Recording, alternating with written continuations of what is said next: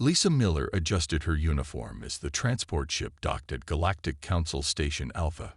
Her heart beat faster, but her face remained calm. As Earth's first ambassador to the Council, she carried the hopes of humanity on her shoulders. The metal doors hissed open, revealing a long hallway filled with strange lights and alien smells. Two tall, blue-skinned aliens waited for her.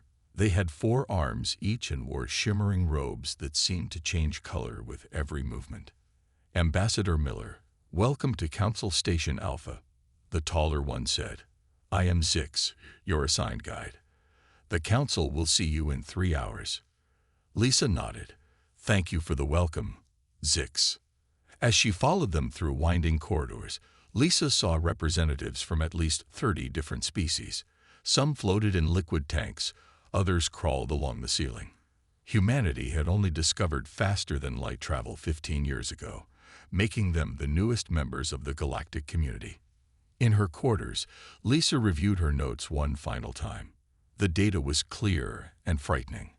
Earth's Deep Space Monitoring Network had detected unusual energy patterns 6 months ago. These patterns matched old records found in ruins on Mars, left by a civilization that vanished 20,000 years ago. The message was clear. Something dangerous was coming.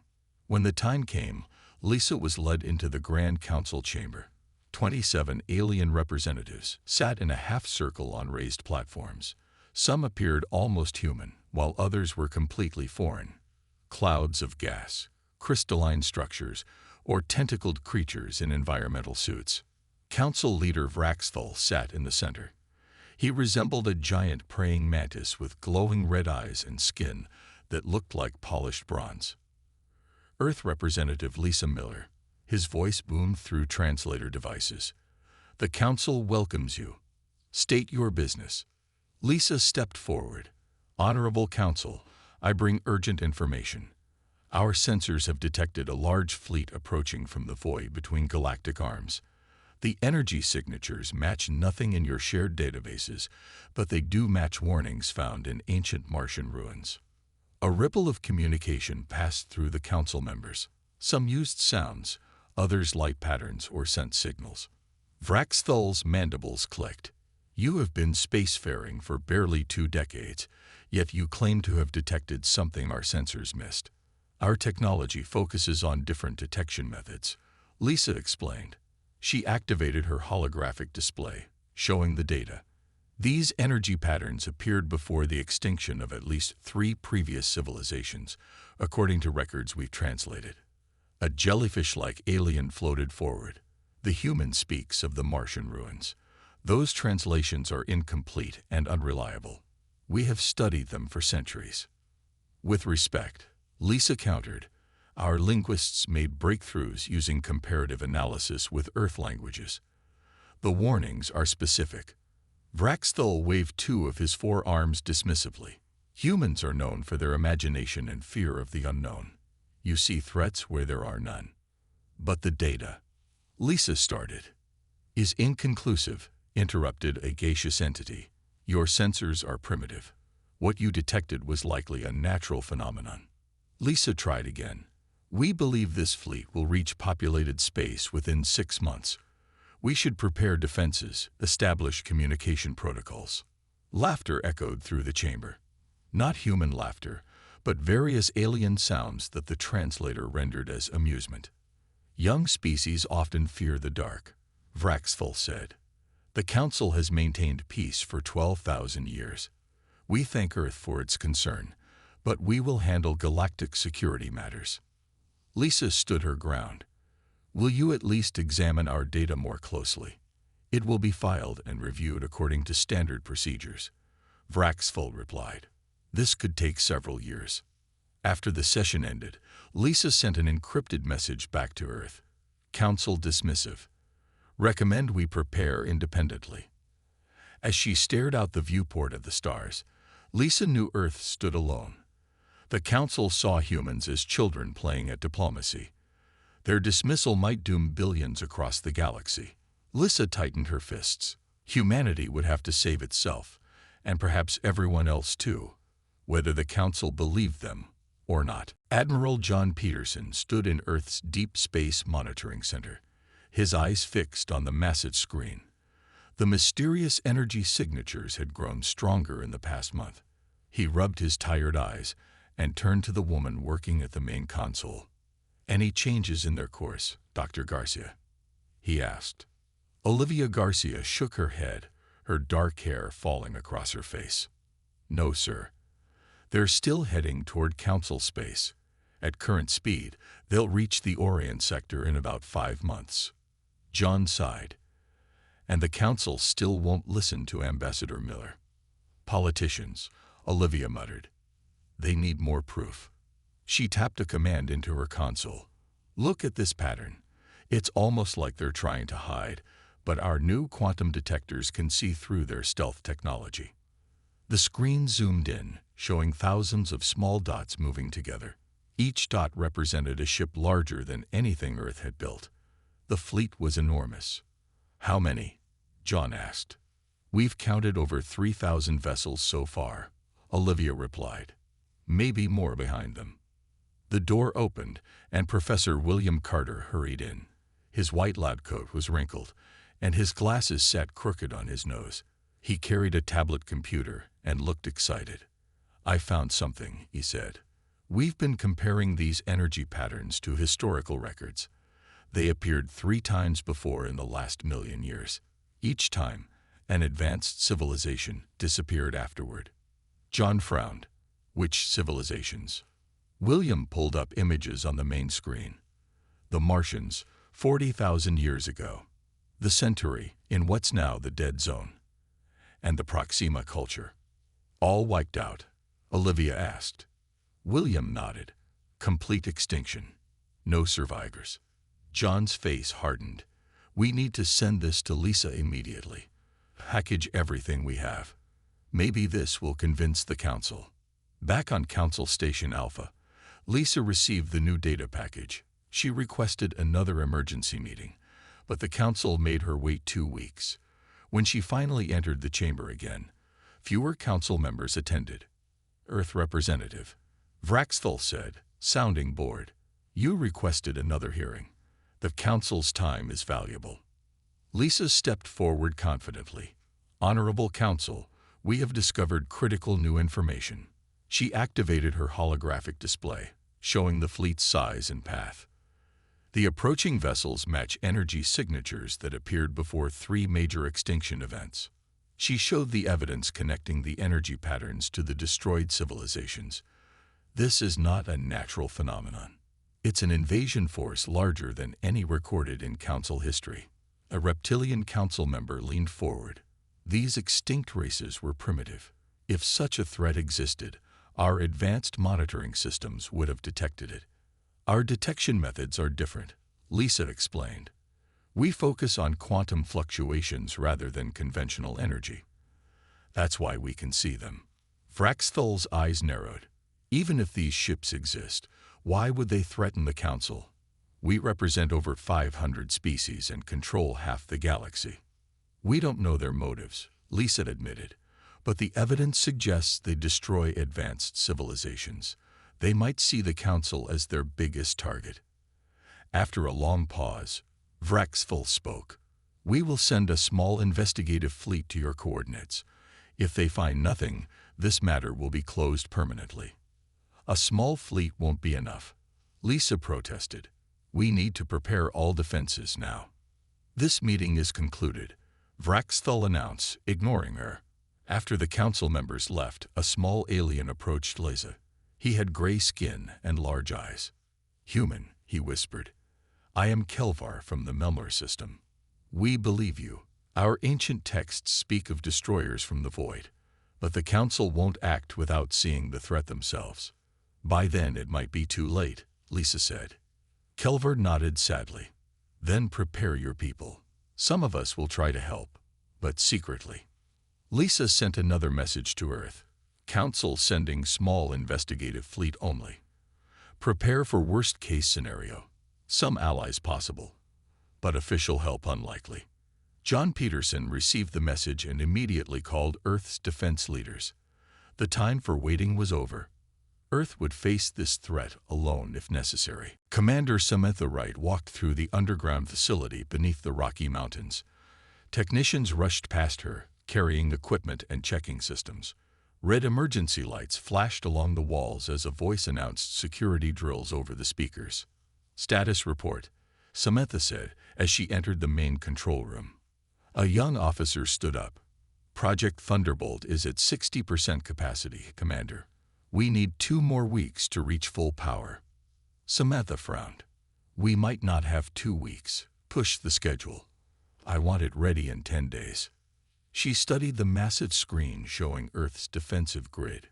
Project Thunderbolt was humanity's secret weapon, a system designed using technology found in ancient alien ruins. In theory, it could disable enemy ships by sending a powerful energy pulse through space. But it had never been tested against real targets. "What about the power requirements?" Samantha asked. "We've connected all major power plants worldwide," the officer replied. "When we activate the system, it will use 30% of Earth's total energy production for about 10 seconds. Cities will go dark," Samantha noted. "Yes, but better dark than destroyed." Across the ocean, Captain Daniel Ross supervised upgrades to Earth's small fleet of 76 spaceships. The ships were much smaller than Council vessels, but they had one advantage. They were built with new technology that the Council had never seen. "Add the pulse receivers to every ship," Daniel ordered. "If Project Thunderbolt works, our ships need to be protected from the energy pulse." His second-in-command nodded. "The crews are worried, sir. They know we're outnumbered." Daniel watched as workers attached strange devices to a nearby ship. "Numbers aren't everything. Tell them we have surprises planned." In Washington, world leaders gathered for an emergency meeting. The president of the United Earth Alliance stood before them, face grim. "The evidence is clear," she said. "An alien fleet is approaching, and the Galactic Council won't help us. We have 3 options: surrender, run, or fight." An older man stood up. "Could we evacuate to colony worlds?" "We only have 12 small colonies," the president replied. "They can't support billions of people, and the enemy would likely find them too." "What about surrender?" another leader asked. Admiral Peterson stepped forward. "Based on historical evidence, this enemy doesn't take prisoners.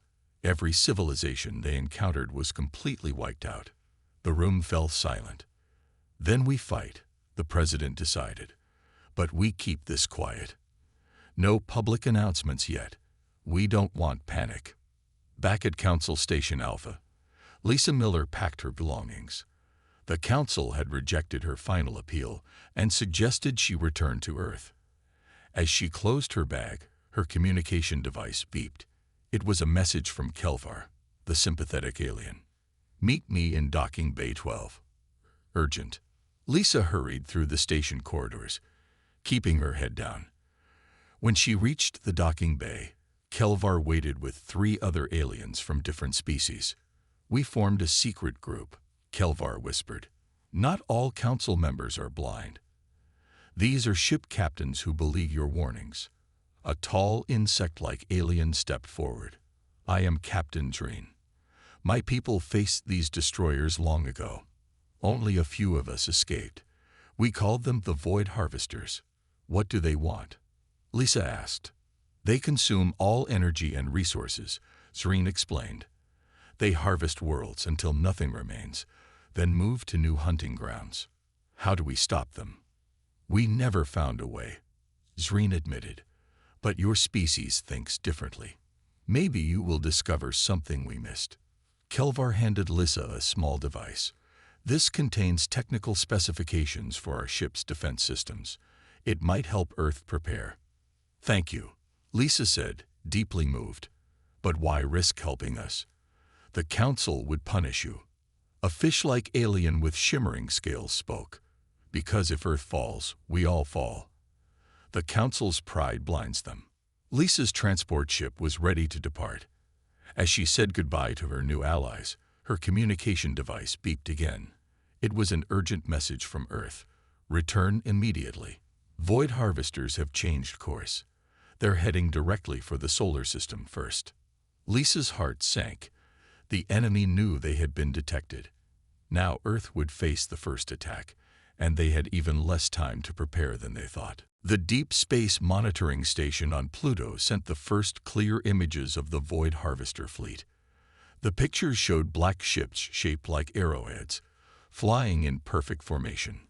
They absorbed all light around them, making them look like moving holes in space. Olivia Garcia counted over 4,000 vessels, each one larger than Earth's biggest cities. "They'll reach our outer defense line in 6 days," she told Admiral Peterson. "And they're not trying to hide anymore." John Peterson studied the images. "They know we can see them. That's why they changed course toward us. We detected them, so we became their first target." Earth's military channels buzzed with activity. Ships moved into defensive positions around the planet. Ground-based weapons pointed skyward. In secret bases, soldiers prepared for possible invasion. Lisa Miller's ship landed at the main spaceport in Geneva. A car rushed her directly to the United Earth Defense Headquarters.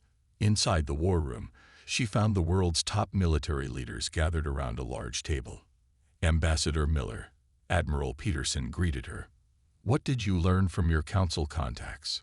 Lisa placed Kelvar's device on the table. "These are the defensive specifications from friendly alien ships, and we have a name for our enemy, the Void Harvesters. They've destroyed multiple civilizations before."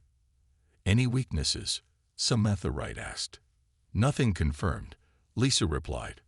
"But my contacts believe we might think of solutions their species missed." The president entered the room, and everyone stood. "At ease," she said. "Ambassador Miller, the council has finally responded to our emergency broadcasts. They're sending their investigative fleet, but it won't arrive until after the harvesters reach us." "Convenient timing," John muttered.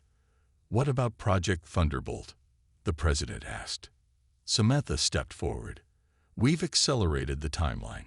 It will be operational in 4 days, but we've never tested it at full power. We don't know if it will work against the harvesters." "It has to work," the president said simply. "It's our best hope." In space, Lieutenant Kevin Thompson piloted his small scout ship toward the approaching fleet. His mission was dangerous but crucial. Get close enough to scan one of the harvester ships and transmit detailed data back to Earth. Activating stealth systems, Kevin told his 3 crew members. "We'll approach from below their formation." The scout ship, named Swift Messenger, moved silently through space. Its new stealth technology made it nearly invisible to standard sensors. Kevin guided the ship carefully between 2 large asteroids, using them as cover. "There they are," his sensor operator whispered, even though the harvesters couldn't hear them. 10,000 kilometers ahead. On the view screen, they saw the massive black ships. Up close, the vessels looked even more frightening. Their surfaces seemed to swallow light, and strange energy patterns danced across their hulls. "Beginning deep scan," the science officer reported, "collecting data on hull composition, energy signatures, and potential weapon systems." Kevin kept the ship steady. "How much longer?" 2 more minutes for complete scan." Suddenly, alarms blared throughout the small ship. "They've detected us," the sensor operator shouted. 3 harvester ships broke formation and turned toward the Swift Messenger. Strange energy beams shot out from their fronts. "Evasive maneuvers," Kevin ordered, spinning the ship in a tight turn. "Prepare emergency jump." The science officer worked frantically. "Scan at 80%. Just a few more seconds." 1 energy beam passed close to their ship, causing systems to flicker. Kevin pushed the engines to maximum power, dodging between asteroids. "Scan complete," the science officer announced. "Transmitting data now." Back on Earth, Olivia Garcia watched as information from the Swift Messenger poured into her computers. "We're receiving their scanned data," she told Admiral Peterson. "Complete hull specifications, energy readings, everything we needed." On her screen, she saw the Swift Messenger's emergency signal suddenly disappear. Admiral Peterson bowed his head briefly. Kevin knew the risks. His sacrifice won't be wasted. The president looked at the countdown timer on the war room's main screen. Harvesters will reach Earth in 5 days. Project Thunderbolt will be ready in 4. That gives us 1 day to analyze this new data and make any final adjustments. Lisa Miller stared at the images of the approaching fleet. I should contact the council one last time. Maybe when they hear the harvesters have already destroyed one of our ships, they'll send more help. Do it, the president agreed. But we're proceeding as if we're on our own. Commander Wright was already studying the scan data. There's something interesting about their energy fields. The Void Harvesters struck their first target in Council space 3 days before reaching Earth. A small mining outpost on Neptune's moon Triton vanished in seconds. The 50 people working there had no time to send distress signals. One moment the outpost existed, the next it was gone, leaving only a deep crater in the moon's surface. They're testing their weapons, Admiral Peterson said, watching the satellite footage and sending us a message. The council finally responded to Lisa's urgent communications. Their message appeared on the main screen in the war room. Vraxthal's insect-like face showed what humans would interpret as worry. Earth representative, he said, our sensors have confirmed the presence of unknown vessels approaching your system. We are assembling our grand fleet to assist, but council protocols require approval from all member species. This process will take at least 7 days. We'll be dead in 7 days, Samantha Wright muttered. The council sends its regrets for the delay.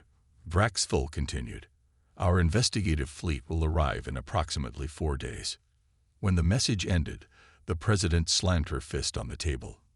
4 days. The harvesters will reach Earth tomorrow.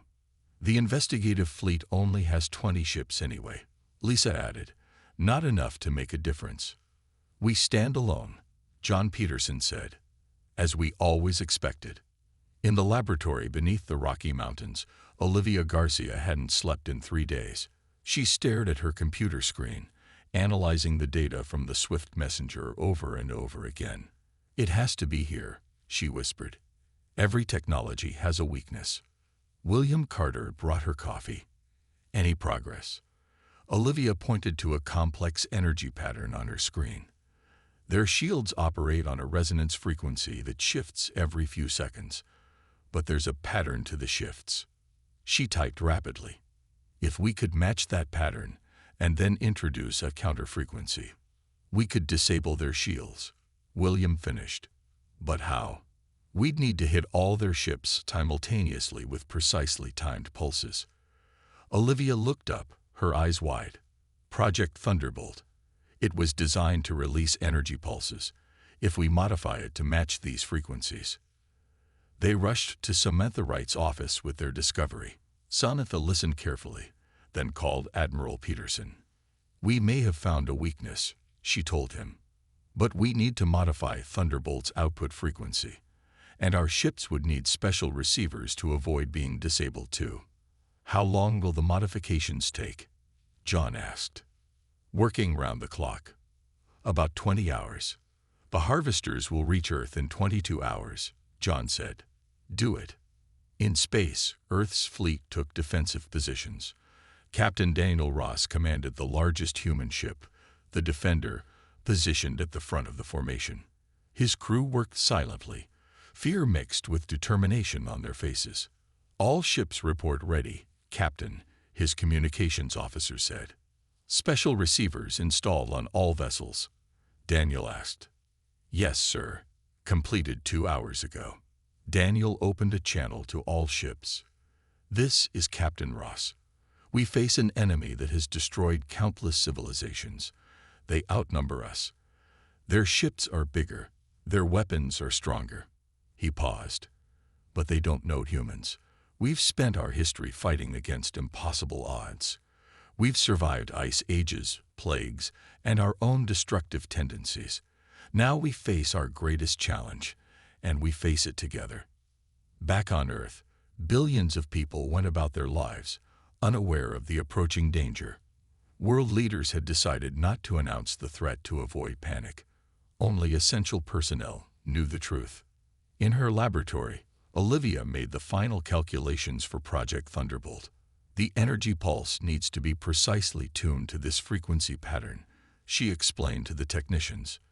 When it hits the harvester ships, it should create a cascading failure in their shield systems. Should?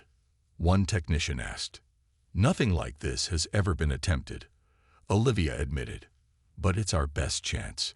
In the war room, Admiral Peterson watched as the harvester fleet crossed the orbit of Mars.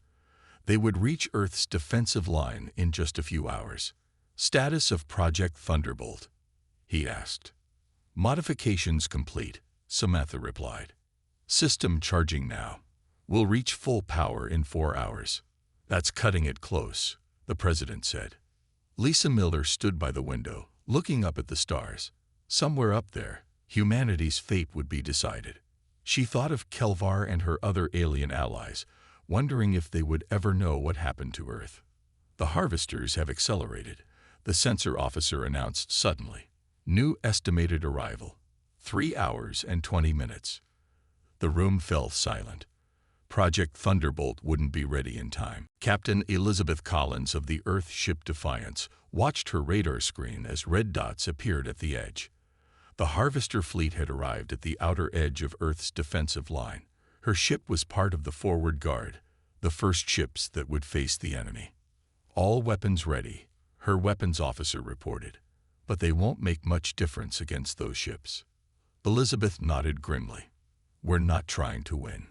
We're buying time for Project Thunderbolt. She opened communications to her crew. This is your captain. The enemy will reach our position in 10 minutes. Our job is to delay them as long as possible. Every minute we give Earth increases our chance of survival. On the main Earth defense screen, Admiral Peterson watched as the massive harvester fleet approached. They moved in perfect formation, like a single organism with thousands of parts. Status of Project Thunderbolt? He demanded. 70% charge, Samantha Wright replied. We need 40 more minutes to reach full power. The harvesters will break through our outer defenses in 30 minutes, John said. Can it work at 70%? Samantha looked at Olivia, who shook her head. Below 80%, the pulse won't be strong enough to affect all their ships. Some would survive. Keep charging, the president ordered. Our fleet will buy us the time we need. In space, the battle began. The Defiance and 30 other Earth ships faced the front line of the harvester fleet. They fired their most powerful weapons, but the enemy ships barely slowed. Direct hit on the lead harvester, Elizabeth's weapons officer called out. No visible damage. The harvesters fired back. Strange energy beams cut through space, slicing through 3 Earth ships instantly. The Defiance shook violently as a beam passed close by. Evasive maneuvers, Elizabeth ordered. Don't stay in one place. Keep moving. Her ship twisted and turned, firing continuously. On her screen, she watched as Earth vessels disappeared one by one. The harvesters advanced steadily, unstoppable. Engine power failing, her engineer reported. We took damage to power systems. Elizabeth opened a channel to Earth. Defiance to command. We can't hold them. Repeat, we can't hold them. How much longer? 25 more minutes, came Admiral Peterson's voice. Can you give us that? Elizabeth looked at her crew. Their faces showed fear, but also determination. We'll try, she promised. She turned to her weapons officer. Prepare to ram the nearest harvester. In the Project Thunderbolt facility, alarms sounded as power surged through the massive generators. The entire complex vibrated. Power at 75%. A technician called out. Superconductors heating beyond safe levels. Samantha Wright moved between monitoring stations. Divert cooling systems to the main conduits. We can't slow down now. Olivia Garcia worked frantically at her computer, making final adjustments to the targeting systems. The frequency pattern is locked in. When we fire, it should create a cascading disruption in their shields. Should, William Carter repeated. This is still theoretical. It's all we have. Olivia said. The president entered the facility, followed by Admiral Peterson and Lisa Miller. The outer defense line has fallen, the president announced. The harvesters will reach Earth orbit in 20 minutes. We need 15 more minutes to reach full power, Samantha reported. Our remaining ships are falling back to form a last defense line, John added. But they won't last long. Lisa stepped forward. I sent the shield frequency data to our alien allies through encrypted channels. If we fail, maybe they can use it. On her ship, Captain Elizabeth Collins prepared for her final action.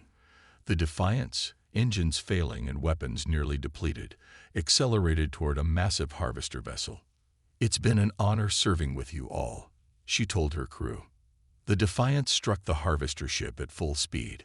The impact created a small explosion on the harvester's surface, briefly disrupting its energy field. For a moment, the giant ship slowed. Back on Earth, the power level for Project Thunderbolt reached 80%. That's enough, the president decided. Fire now. But we calculated we need full power, Samantha objected. The harvesters will be here in 12 minutes, John said. If we wait for full power, we'll lose Earth. Samantha looked at Olivia, who nodded reluctantly. 80% might work if we modify the pulse pattern slightly. Give me 2 minutes to recalculate. As Olivia worked, they received a message from Captain Ross on the Defender. Enemy breakthrough in Sector 7. They've destroyed half our remaining fleet. We can't hold them any longer.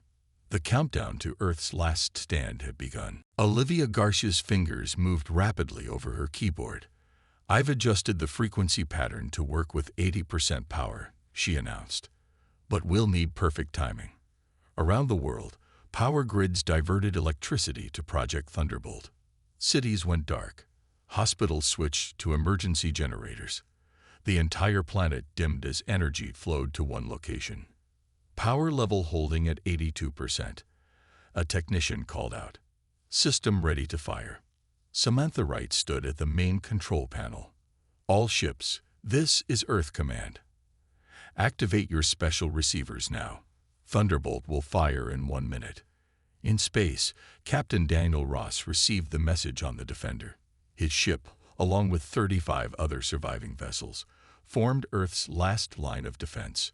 The Harvester fleet had broken through the outer defenses and now approached Earth itself.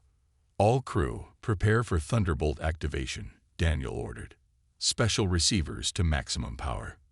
He watched as strange devices on each ship began to glow with blue light. These receivers would protect Earth's vessels from the energy pulse about to be released. The harvesters seemed to sense something was happening.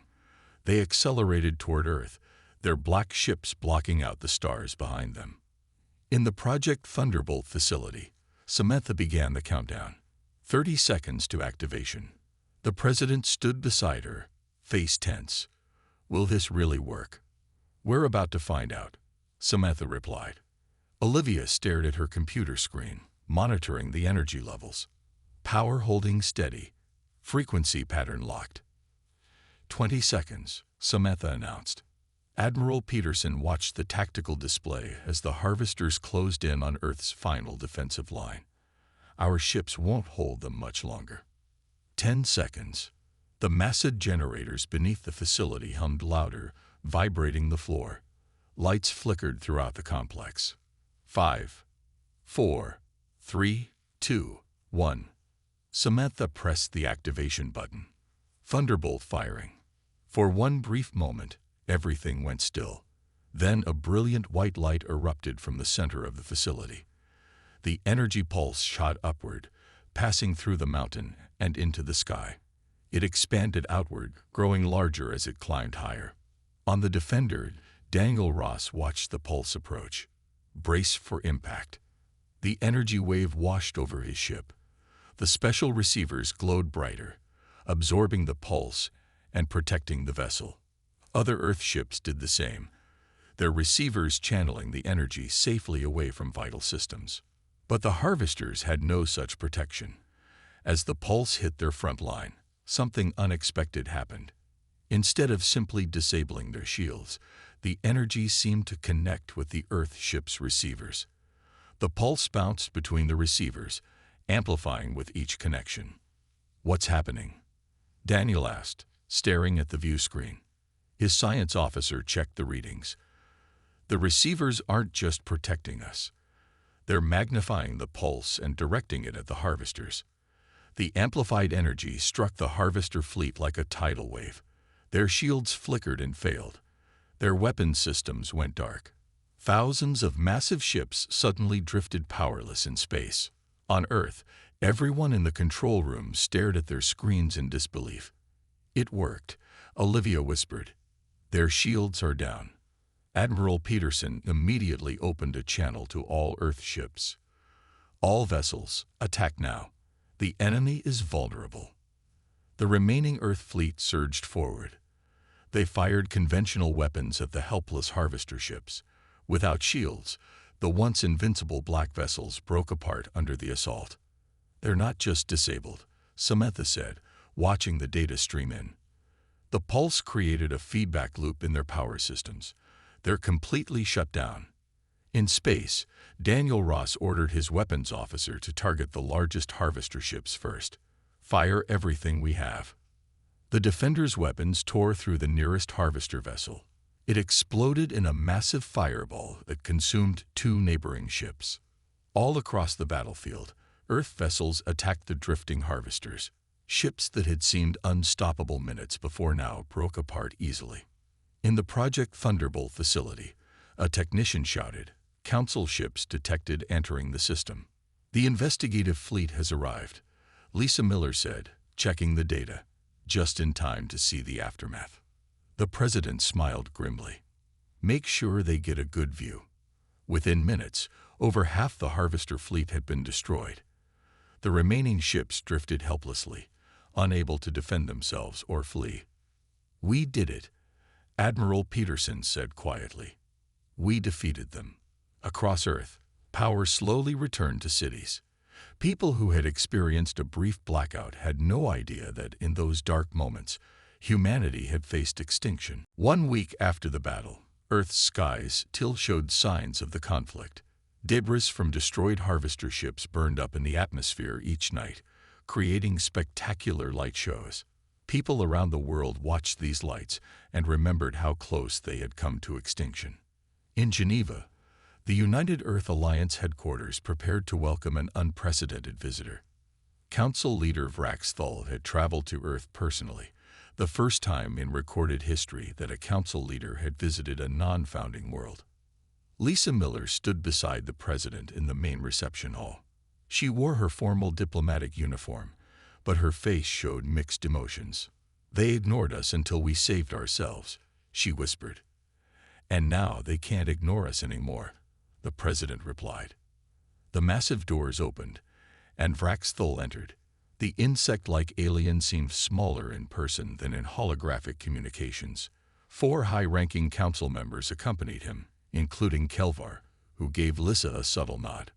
"President of Earth," Vrax Thull spoke through his translator. "I bring the formal greetings of the Galactic Council." The president stepped forward. "Council leader, we welcome you to Earth." They moved to a large conference room overlooking Lake Geneva. Through the windows, they could see parts of a harvester ship that had been brought down for study. "The Council wishes to express its..." Vrax Thull paused, searching for the right word. "Regret for dismissing your warnings. Such an oversight will not happen again." Admiral Peterson, seated at the table, raised an eyebrow. "Oversight? Over 4,000 ships came to destroy us, while the Council debated protocols.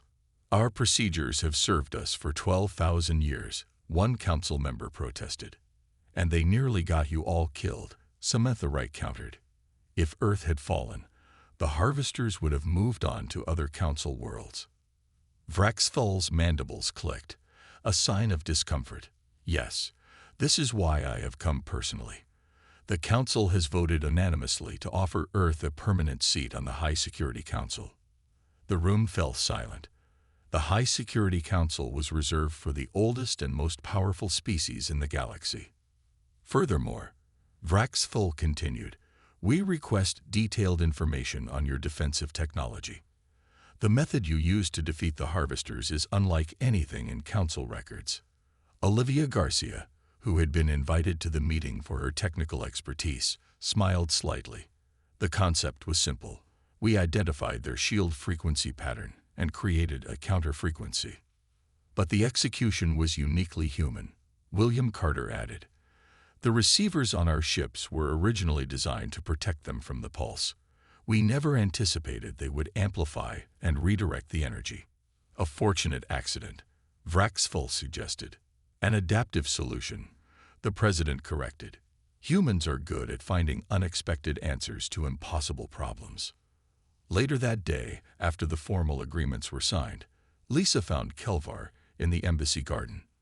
Your warning helped save Earth, she told him. Thank you. Kelvar's large eyes blinked slowly. I only wish the council had listened sooner. But perhaps it is better this way. Now all species know what humans can do. What do you mean? The news has spread across the galaxy. Earth defeated the Void Harvesters, something no civilization has ever done before. Some council members are afraid. They don't need to fear us, Lisa said. Perhaps not, Kelvar replied. But they will respect you now.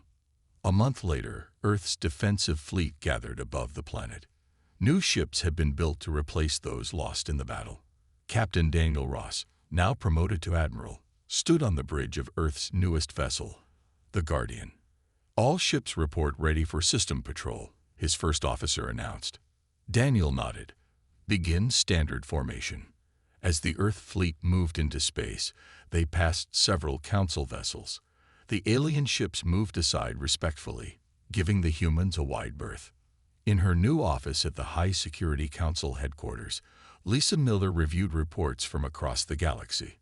Earth now led a new interspecies security cooperation initiative. Their defensive technology was being shared with trusted allies, and research continued to improve it. Admiral Peterson entered her office. The Council has approved all our security proposals, he said, sounding surprised. No debate, no objections. Lisa smiled. They're still trying to prove they value our input. Or they're just afraid to say no to the species that destroyed 4,000 harvester ships in a second. Either way, Lisa said, looking out at the stars visible through her window, the galaxy is a bit safer now, and Earth has found its place among the stars.